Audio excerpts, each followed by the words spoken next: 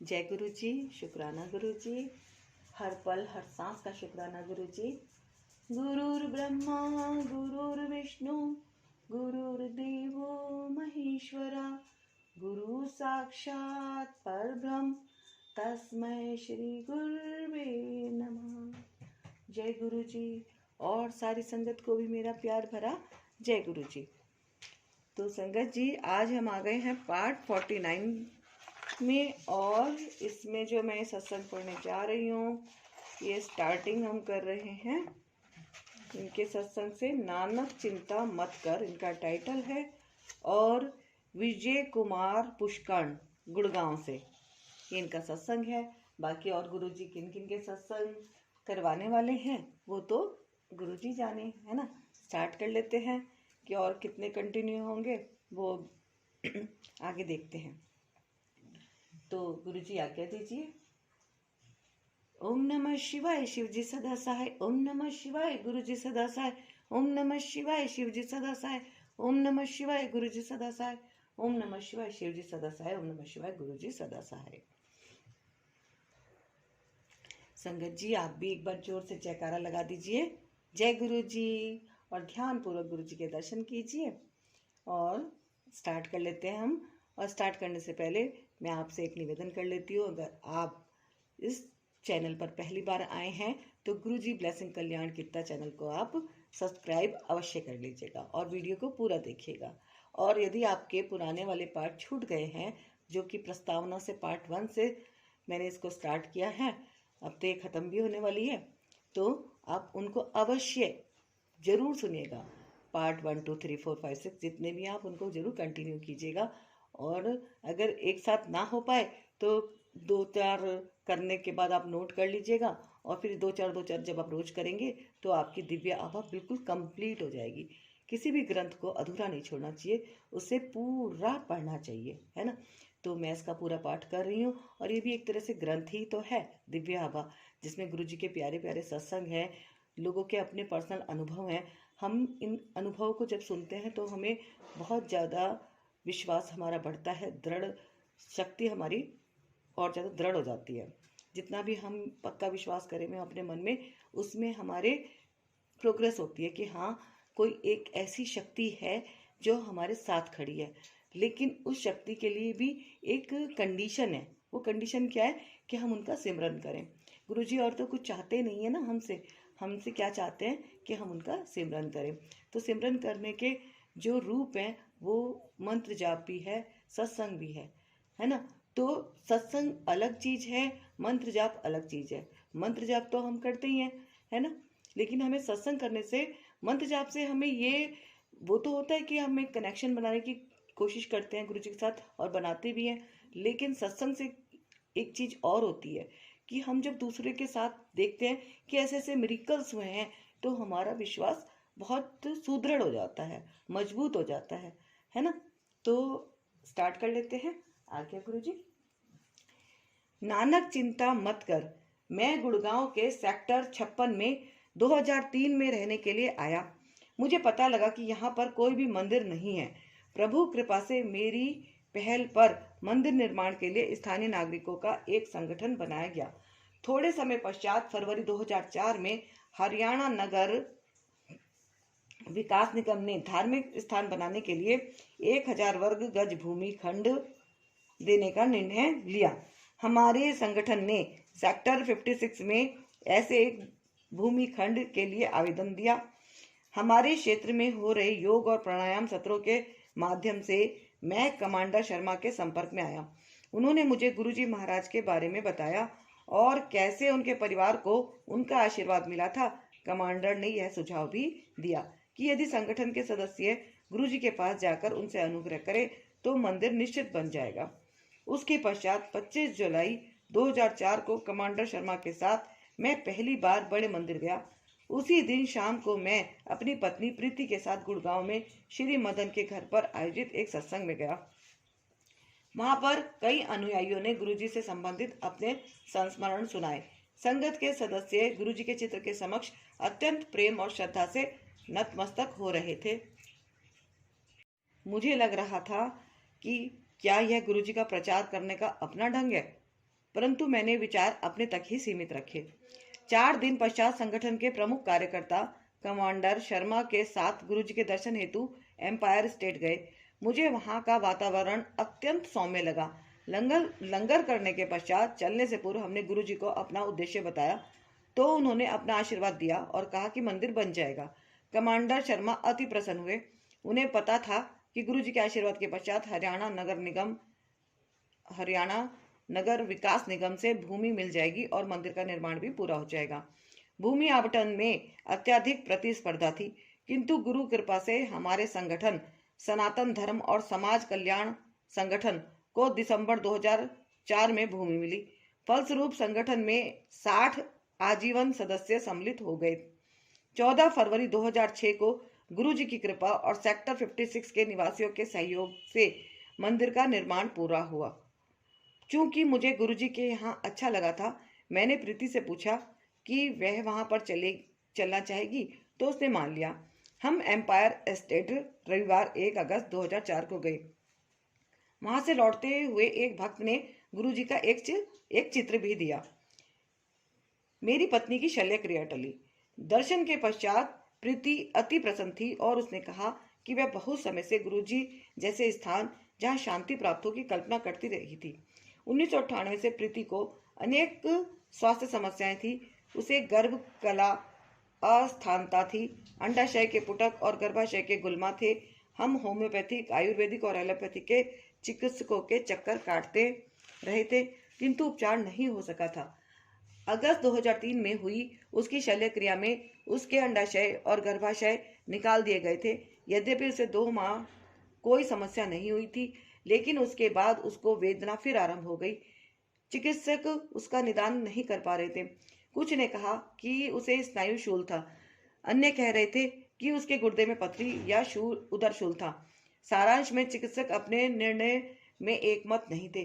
गुरुजी के दर्शनों के 3 दिन बाद 4 अगस्त 2005 को रात्रि में प्रीति को गुर्दे के क्षेत्र में अत्यधिक पीड़ा हुई।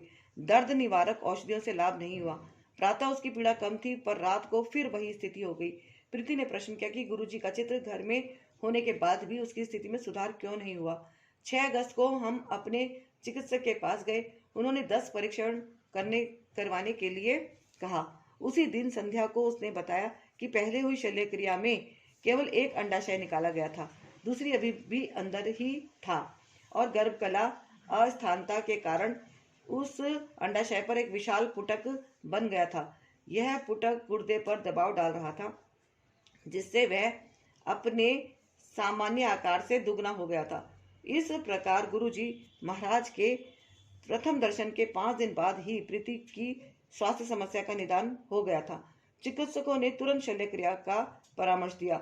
अगले दिन रात्रि को 11:30 बजे हम प्रीति को गंभीर अवस्था में चिकित्सालय ले जा रहे थे। हम मार्ग में थोड़ी देर के लिए एम्पायर स्टेट में गुरुजी का आशीर्वाद लेने के लिए रुके। गुरुजी ने प्रीति को आशीष देकर आश्वस्त किया कि सब ठीक हो जाएगा। हम चिकित्सालय पहुंचे। मैंने अपनी जेब में गुरुजी का चित्र रख लिया था। 7 अगस्त को प्रीति के अनेक परीक्षण हुए और औषधियां दी गई। 3 दिन के उपरांत उसे वहां से निवृत्त करते हुए अपोलो चिकित्सालय में एक महत्वपूर्ण शल्य क्रिया करवाने के लिए कहा गया। 12 अगस्त को बृहस्पतिवार था और उस दिन गुरुजी के पास जा सकते थे। जब मैंने प्रीति से पूछा कि वह चल पाएगी तो उसने हाँ कहा और हम गुरुजी के पास गए। वहां से निकलने पर प्रीति ने मुझे बताया कि उसने मन ही मन गुरुजी से इस प्रकार प्रार्थना करी थी, पिछले वर्ष मेरी शल्य क्रिया हो चुकी है और वह अत्यंत पीड़ादायक होती है। अगले सप्ताह मुझे फिर ऐसी बड़ी शल्य क्रिया करवानी है। मैं विनती करती हूँ कि शल्य क्रिया से बचाकर मुझे औषधियों से स्वस्थ कर दे। मैंने भी गुरुजी से निवेदन किया था, किंतु माध्यम उन पर छोड़ दिए थे। अगले दिन हम अपोलो चिकित्सालय गए। हमारे चिकित्सक ने कहा कि शल्य क्रिया अति आवश्यक है और उसे संबंधित तैयारियां आरंभ कर दी। प्रीति व्यथित थी। वह बोली कि उसने गुरुजी से प्रार्थना करी थी, पर उसके भाग्य में यह नहीं था कि वह उसकी सहायता करें। 15 अगस्त को गुरुजी के सत्संग का आयोजन था श्री भाटिया के घर पर। जब मैंने प्रीति से पूछा कि क्या वह चलेगी तो उसने मना कर दिया। उसने कहा कि उसे गुरुजी में विश्वास था, परंतु उसका भाग्य इतना अच्छा नहीं था। उसने कहा कि वहां पर भक्त जब गुरुजी की कृपा प्राप्त करने की बात करेंगे तो उसे बुरा लगेगा। अतः मैं अकेला गया। पहले सत्संग का वर्णन प्रीति के रोग के समान था। अंडाशय के पुटकों से पीड़ित एक महिला जिसकी शल्य क्रिया होनी थी, गुरु कृपा से उन कष्टों से बच गई थी। मुझे विश्वास हो गया कि गुरुजी मुझे भविष्य का पूर्वाभास करा रहे हैं।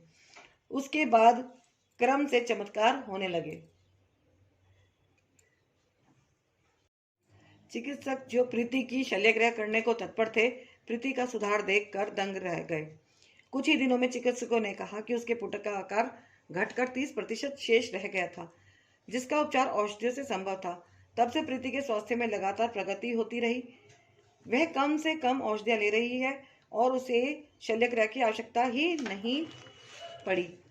प्रीति को वही मिला जिसके लिए उसने विनती करी थी, शल्य क्रिया करवाए बिना औषधियों से उपचार।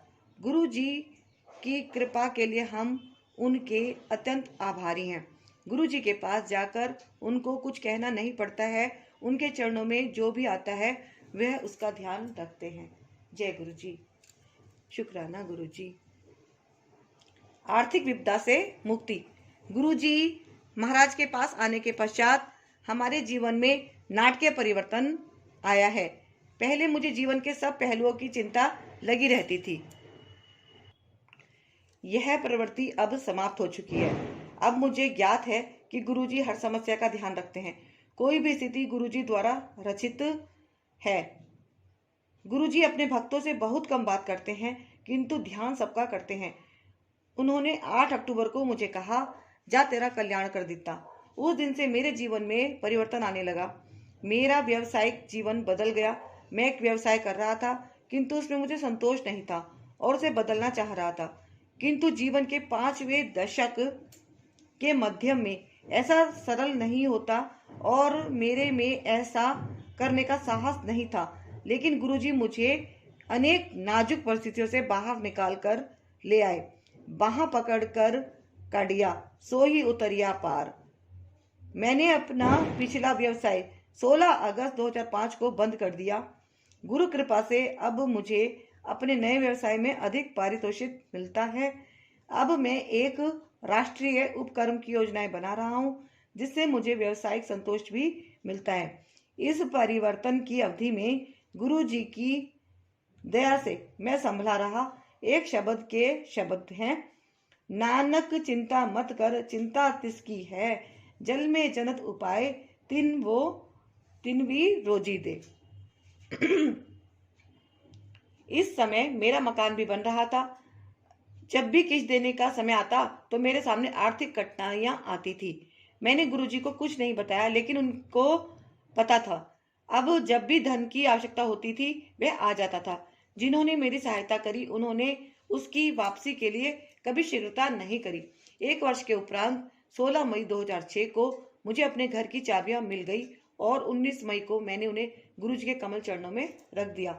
आर्थिक संकट की अवधि में उन्होंने ही मेरी सहायता करी थी। मेरे लिए गुरुजी ईश्वर हैं। प्रतिदिन मैं एक मंदिर में जाया करता था। मैं अनेक देवी देवताओं की पूजा करता था।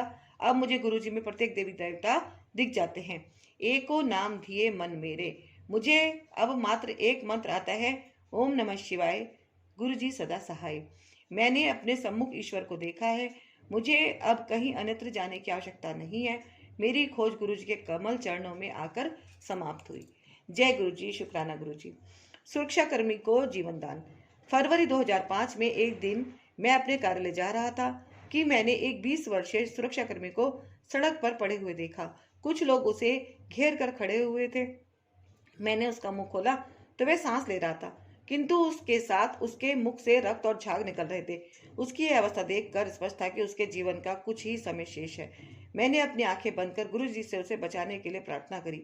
आंखें खोलने पर मैं चकित रह गया। आधे मिनट में वह उठकर खड़ा हो गया था।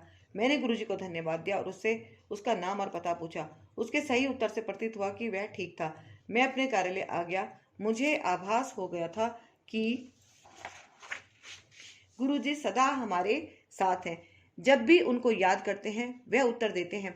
जब मुझे गुरुजी के मंदिर में आते रहने से पूर्ण शांति मिल गई तो मैंने सदगुरु को अपने परिवार के सब सदस्यों को अपने कमल चरणों में स्थान देने का अनुरोध किया। गुरु कृपा से मेरे माता पिता, मेरे दोनों भाई और उनके परिवार मेरी सास, मेरी पत्नी के भाई और उनका परिवार सबको उनकी शरण मिली है और उनको भी अनेक अनुभव हुए हैं। गुरु जी ने हर एक को शांति, स्वास्थ्य और समृद्धि प्रदान की है। सबकी प्रवृत्ति में परिवर्तन हुआ है। सब परिवार में अत्यंत प्रेम और सुख शांति है। जय गुरु जी। शुक्राना गुरु जी। शिव नृत्य। मेरा छोटा भाई रमेश अपने परिवार के साथ मई 2005 में गुरु जी के दर्शन के लिए आया। लुधियाना लौटने के पश्चात उसकी पत्नी सोनल गंभीर रूप से बीमार हो गई। 4-5 दिन से उसका तापमान 104 रहा था और उसे मियादी ज्वर हो गया था। 5वें दिन स्वप्न में गुरुजी उसके स्वप्न में आए और विशु उसके पुत्र के बारे में प्रश्न करके बोले कि वह उसे आशीर्वाद देने आए हैं। सोनल ने उत्तर दिया कि वह बाहर गया हुआ है, किंतु वह स्वयं बहुत रुग्ण है और मरना नहीं चाहती। गुरुजी ने उसे चिंता करने के लिए मना किया और अपना हाथ आशीर्वाद के लिए उठाया। उनके हाथ से कुछ किरणें निकल कर सोनल के शरीर में प्रवेश कर गई। उस रात उसे बहुत पसीना आया। ज्वर घटने के पश्चात चिन्ह अगले दिन सुबह उठकर उसने फोन पर मुझे स्वप्न के बारे में बताया। उस दिन से उसका ज्वर कम होना आरंभ हो गया और कुछ ही दिनों में वह पुनः स्वस्थ हो गई। एक ही दर्शन से गुरुजी ने उस पर अपनी दया वृष्टि कर दी थी। वह सब दर्शनार्थियों को देखते और परखते हैं और उनका ध्यान रखते हैं। गुरुजी महाराज की जय हो। नवंबर 2005 में एक दिन रमेश रामायण का पाठ करते हुए उस अंश पर पहुंचा जहां पर गुरु महिमा का वर्णन आता है। उसने गुरुजी के बारे में सोचा और एकदम अपने विचारों में उनके पास एम्पायर स्टेट पहुंच गया। उसने गुरुजी को अपने कक्ष से बाहर निकलते हुए देखा। उसने गुरुजी को आलिंगन में लिया तो वह 2 आवर्तों में विभाजित हो गए। एक अपने आसन पर जाकर बैठ गई और दूसरी शिव स्वरूप धारण कर 15 मिनट तक रमेश के साथ नृत्य करती रही। नृत्य करते हुए उसने गुरुजी से प्रश्न किया कि क्या अन्य लोग उन्हें देख सकते हैं, तो उन्होंने नकारात्मक उत्तर दिया और बोले कि उसे केवल आनंदित होना चाहिए। नृत्य के उपरांत शिव गुरुजी के शरीर में प्रवेश कर गए। इसी अवस्था में रमेश ने लंगर ग्रहण किया और वापस अपने घर पर आ गया। कुछ दिन बाद जब रमेश गुरुजी के दर्शन के लिए दिल्ली आया तो उसने यह अनुभव मुझे बताया।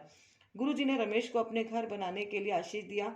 यद्यपि रमेश अत्यंत परिश्रमी था, पिछले 10 वर्षों से वह अपना घर नहीं बना पाया था। 29 मई 2006 को वह अपने घर में प्रवेश कर सका। उसकी बेटी देवयानी अत्यंत बुद्धिमती थी। परिश्रमी होते हुए भी वह सदा अपनी कक्षा में द्वितीय स्थान पर ही आती थी। कुछ ही अंकों में प्रथम स्थान पाने में असफल रह जाती थी। गुरुजी के दर्शन के बाद देवयानी वर्ष 2006 में न केवल अपने अनुभाग में अपितु पूरी 6ठी कक्षा के चारों अनुभागों में प्रथम आई। गुरुजी की कृपा इस प्रकार भक्तों पर प्रभावित होती है। उसका भाई विशु भी इसी प्रकार के अंक लेकर 8वीं कक्षा में उत्तीर्ण हुआ। यद्यपि उसकी ऐसी करने की आशा नहीं थी। गुरुजी शिव दुर्गा हैं। मेरे बड़े भ्राता शिव कुमार पुष्कर ने अक्टूबर 2004 में मात्र औपचारिकता के कारण मेरे घर में आयोजित गुरुजी के सत्संग में भाग लिया। अंततः वह वर्ष 2004 के मध्य में गुरुजी की शरण में पहुंच पाए। उन्हें वहां पर अद्भुत शांति मिली। उसके बाद उनका स्वभाव अत्यंत शांत और सौम्य हो गया है। एक दिन मेरी भाभी अपनी प्रतिदिन की दिनचर्या के अंतर्गत दुर्गा स्तुति नहीं कर पाई थी। वह व्यथित थी। अचानक गुरुजी उनके सामने प्रकट हुए और उन्होंने कहा कि उन्हें इन बातों को लेकर चिंतित नहीं होना चाहिए। वह बोले कि वह सर्वत्र हैं और वह केवल उनको याद कर ले तो पर्याप्त होगा। फिर भाभी जी को दिखाने के लिए कि वह दुर्गा भी हैं, उस रूप में परिवर्तित होकर उनको गले लगाया और अंतर ध्यान हो गए। भाभी जी को घुटने में शूल रहता था। चिकित्सकों ने अनेक परीक्षण और औषधियों का दीर्घकालीन उपचार बताया था। शिवरात्रि 2006 को वह बड़े मंदिर गई और गुरु कृपा से उनकी वेदना उसी दिन समाप्त हो गई। 15 मई 2006 को हम शिव मंदिर गए। हॉल में शिव की प्रतिमा और गुरु जी का आसन है। मेरे बड़े भाई ने पहले शिव प्रतिमा को और फिर गुरु जी के आसन को नतमस्तक होकर आदर दिया। उन्होंने देखा कि संगत पहले गुरुजी को और फिर शिव प्रतिमा को आदर दे रही है। वे सोचने लगे कि क्या उचित है। हम मंदिर में कोई 1.5 घंटा रहे और सत्संग का आनंद लेते रहे। जाते हुए मेरे बड़े भाई ने जब शिव प्रतिमा के सामने नतमस्तक होकर अपना सिर उठाया तो उन्होंने शिव के स्थान पर गुरुजी का मुख देखा। उन्हें अपना उत्तर मिल गया था। इससे कोई अंतर नहीं पड़ता कि पहले गुरुजी या शिव को प्रणाम करें, वह तो एक ही है। इस प्रसंग से पूर्व श्रीमती सब्बरवाल संगत को बताती थी कि उन्होंने गुरुजी को शिव स्वरूप में देखा है। परंतु मेरे मन में संशय बना हुआ था। मेरे भाई के इस अनुभव के पश्चात मैं दूर हो गया। शिव की शरण में यहाँ पर गुरुजी के रूप में उपस्थिति मैं अपने आप को अत्यंत भाग्यशाली मानता हूँ। जय गुरु जी। मेरे मित्रों को भी आशीष। मैंने अपने अनुभव अपने मित्रों को बताए तो उनमें से अनेक गुरुजी के पास आए और उनका आशीर्वाद प्राप्त किया। श्री विनोद गुप्ता की बेटी का जीवन परिवर्तित हुआ जब उसे एक अति सुंदर स्वभाव के पति और ससुराल वाले मिले। मेरे एक अन्य मित्र श्री योगेश गुप्ता का स्थानांतरण लुधियाना से गोरखपुर हो गया था। वह जीवन के कठिन दौर से गुजर रहे थे। गोरखपुर जाने से पूर्व उन्होंने गुरुजी के दर्शन किए। यद्यपि उन्होंने गुरुजी को अपनी समस्या से अवगत नहीं कराया था। 11 माह में उनका स्थानांतरण गाजियाबाद हो गया। पटपड़गंज में उनका मकान है और गुरु कृपा से वह घर वापस आ गए। इसी प्रकार श्री राजेश शर्मा की कंपनी उन पर झूठे अभियोग लगा रही थी। वह गुरुजी की शरण में आए और उन्हें शांति का आभास हुआ। उनकी कंपनी ने उन्हें मुकदमे के लिए अंतर्राष्ट्रीय वकील करने को कहा। उन्होंने मुझे बताया कि अब उनके पास ब्रह्मांड के वकील हैं तो उन्हें कोई चिंता नहीं है। गुरुजी के पास आने के पश्चात कंपनी उन अभियोगों को भूल गई और वह अपने उसी पद पर सुखपूर्वक कार्यरत है। राजेश जालंधर में रहते हैं और वहां पर गुरुजी के मंदिर जाते रहते हैं। जय गुरु जी। वैवाहिक समस्या का अंत। मेरी सास अपने परिवार सहित 1 जनवरी 2005 को गुरुजी के दर्शन के लिए आई। पिछले 10 वर्षों से मेरी पत्नी के भाई आशीष का दाम्पत्य जीवन अत्यंत व्यथित रहा था। जून 2005 में स्थिति अति गंभीर हो गई और ऐसा लगा कि शीघ्र ही तलाक ही हो जाएगा। मेरी सास गुड़गांव आई और उन्होंने गुरुजी के पास जाकर दंपत्ति के सुखी जीवन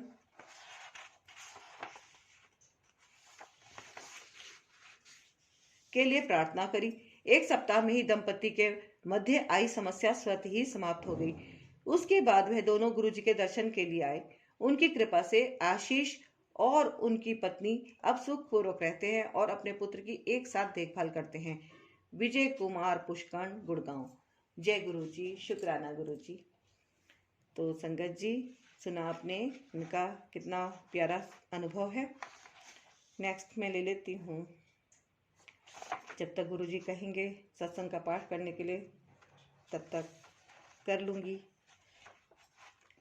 वीरेंद्र बौरी, इनका है सत्संग का टाइटल चित्र से उपचार।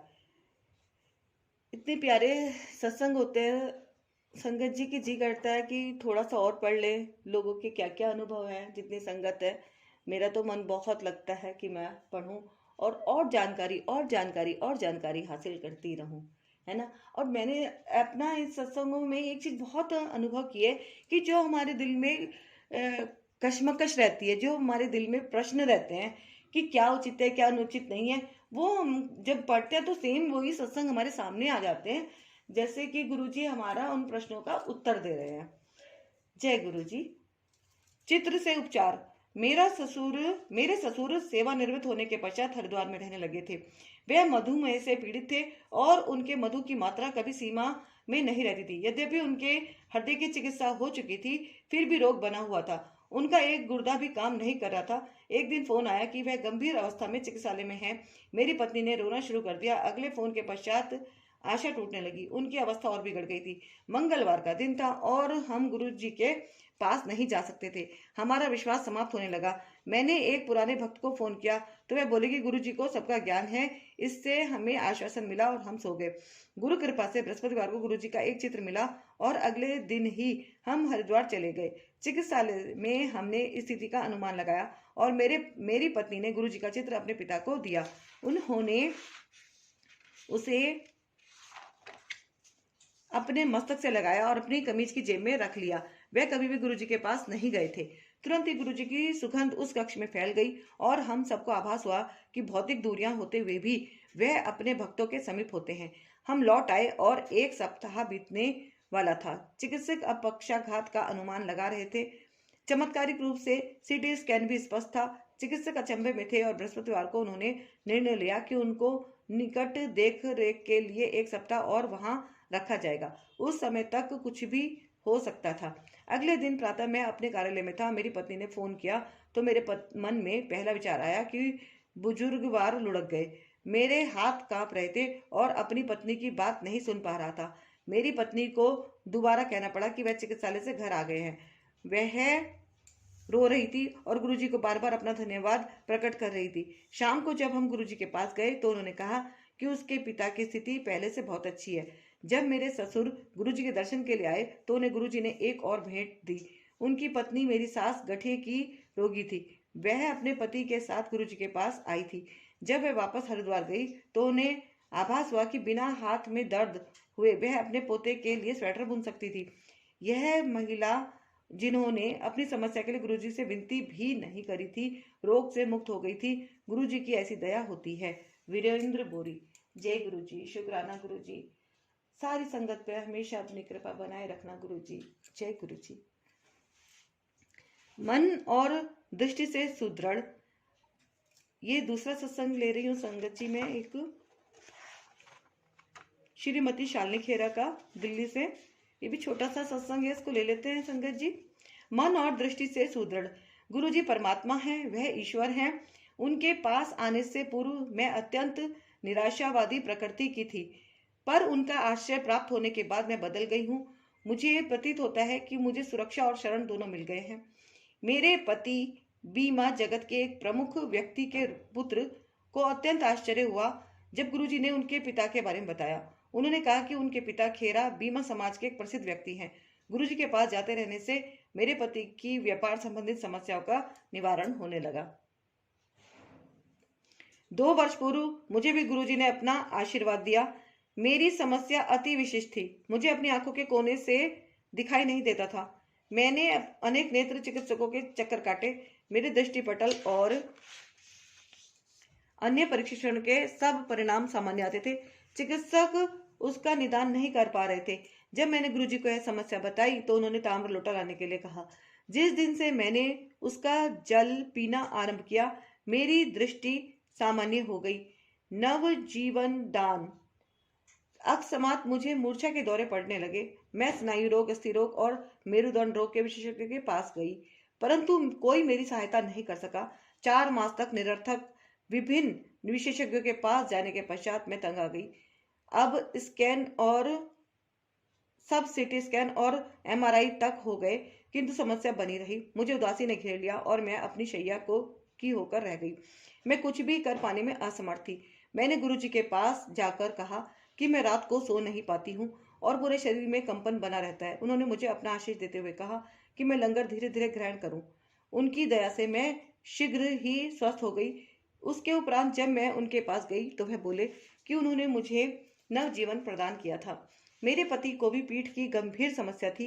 वह कई महीनों से औषधियां ले रहे थे, किंतु उनका शूल बढ़ता ही जा रहा था। वह कई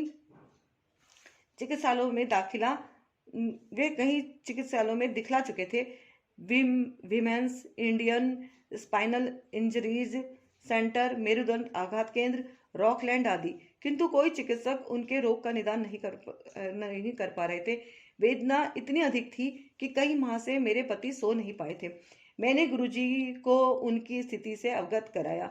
अगली बार उनके दर्शन पर जब मैं गई तो उन्होंने अनेक बार में पूछा। मैंने उत्तर दिया कि पीड़ा अभी भी बनी हुई है।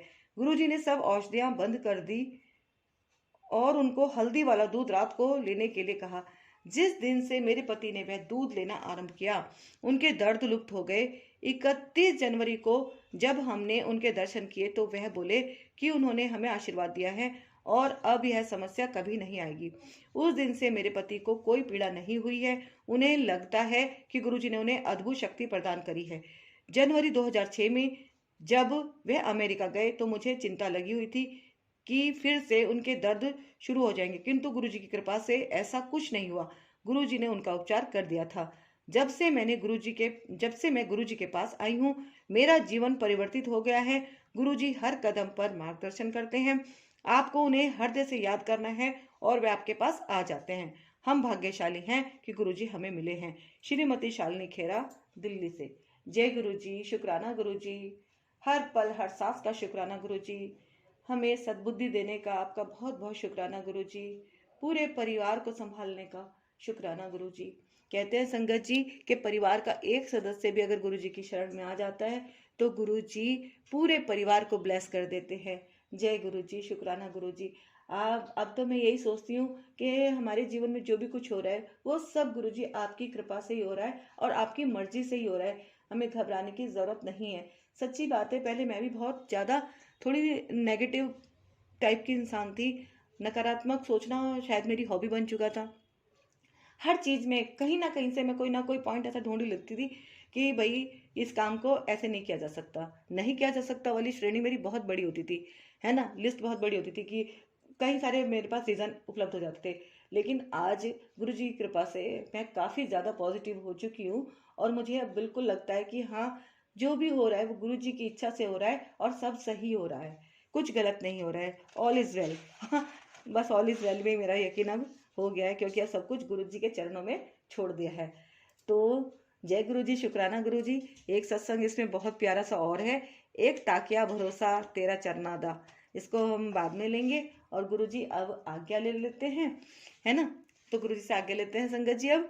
और आप सारे सत्संग जरूर सुनिएगा, बहुत ही अमेजिंग हैं, बहुत ही अच्छे हैं। हो सकता है आपको अपनी समस्याओं के जो निदान है इन सत्संगों को सुनकर मिल जाए, क्योंकि मुझे तो ऐसा ही फील होता है। और ये सत्संग शायद लिखे भी इसीलिए जाते हैं, सुनाए भी इसीलिए जाते हैं, ताकि बाकी की संगत को इनसे प्रेरणा मिल सके। और संगत जी, अगर आपने पहले के सत्संग नहीं सुने हैं तो उन्हें अवश्य सुनेगा। एक बार दिव्य आभा को आप पूरा अवश्य सुनेगा, और जिनको भी आप शेयर करें उनसे कहिएगा कि वो पूरा सुने, क्योंकि गुरु जी शायद ऐसा ही चाहते हैं। क्योंकि गुरु जी ने मुझे भी स्वप्न में ही दर्शन देकर इसको पाठ करने का निर्देश दिया था, और गुरु जी की आज्ञा से ही ये दिव्य आभा का पाठ मैं कर रही हूँ। और मेरे मुंह से भी अचानक से निकल गया था कि हाँ गुरु जी, मैं इसका पाठ करूंगी और ज़्यादा से ज़्यादा लोगों तक पहुँचाऊंगी, ज़्यादा से ज़्यादा लोगों तक इसको सुनाऊंगी मैं दिव्याभा का पाठ। तो गुरु जी ब्लेस करेंगे उन सभी संगतों को जो दिव्याभा का पाठ सुन रहे हैं और वीडियो को आगे शेयर करके और लोगों को भी सुना रहे हैं, क्योंकि जितना सुनना इम्पोर्टेंट है उतना सुनाना भी इम्पोर्टेंट है ना। तो जय गुरु जी, आगे लेते हैं हम अब। और संगत जी, मैं आपको एक बार फिर से निवेदन कर दूं कि अगर आपने अभी तक भी गुरुजी ब्लेसिंग कल्याण कीर्तन चैनल को सब्सक्राइब नहीं किया है तो आप अवश्य कर लीजिए। अब वीडियो को आप जरूर लाइक कीजिएगा और वीडियो को शेयर कीजिएगा। जय गुरु जी।